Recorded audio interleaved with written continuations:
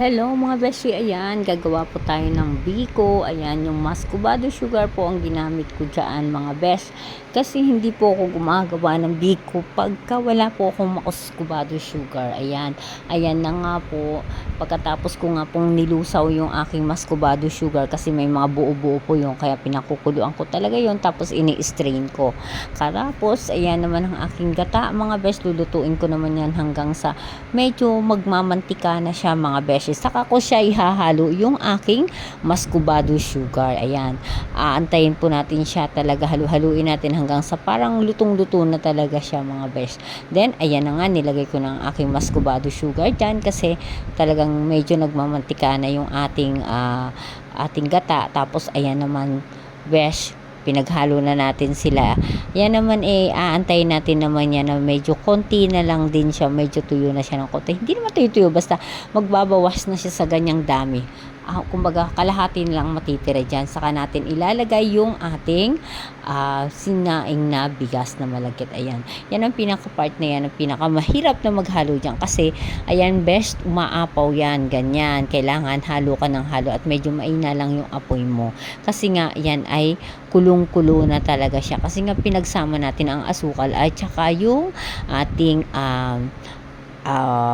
gata. Ayan, mga besh. Ayan, ganyan mga best, masarap na po yan. Ayan, tapos ilalagay na po yan, konti na lang, diba?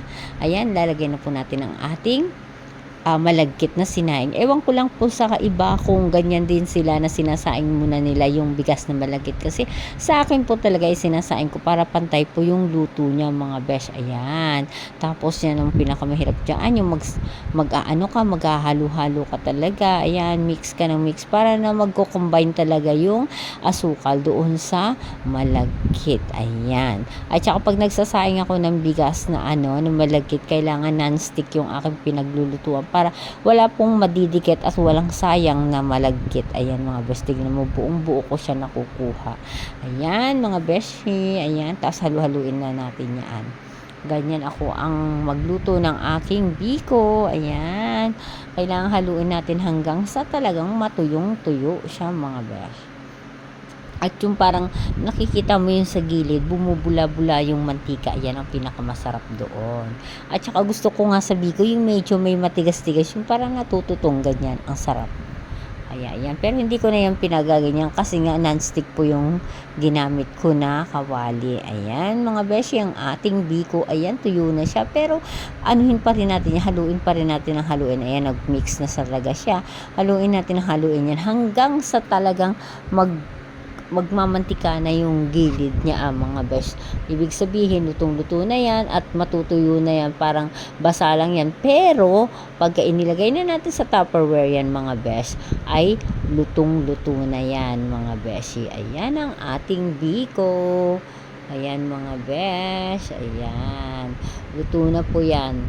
Ang ating biko mga besh. Gagawa na lang ako ng latik at ilalagyan ko yan. Kaya lang hindi ko na po talaga kasi na videohan yung paggawa ko ng latik mga besh. Lalagay na lang natin yan sa Tupperware. Ayan. Pagka yung talagang tuyong-tuyo na siya mga besh. Ayan. Ang biko ni nanay. Ayan. O, diba? Masarap yan mga besh. Ang ating biko. Para patutuyuin talaga natin yan hanggang sa magtuyong-tuyo siya. Yung bang magmamantika na siya talaga mga best. Ayan lang po ang ating biko mga best. Thank you for watching mga beshi. Bye-bye.